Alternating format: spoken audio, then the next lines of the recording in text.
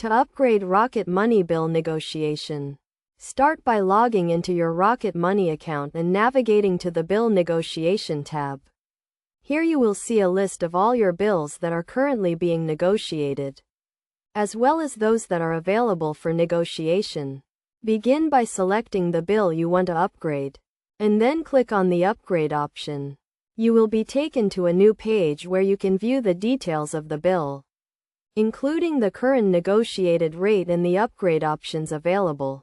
Choose the upgrade option that best suits your needs, and then follow the prompts to confirm your selection. You may be required to provide additional information or authorization to complete the upgrade.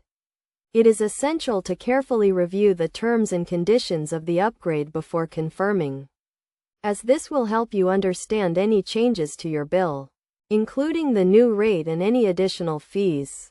Once you have confirmed your upgrade, Rocket Money will work with your service provider to implement the changes.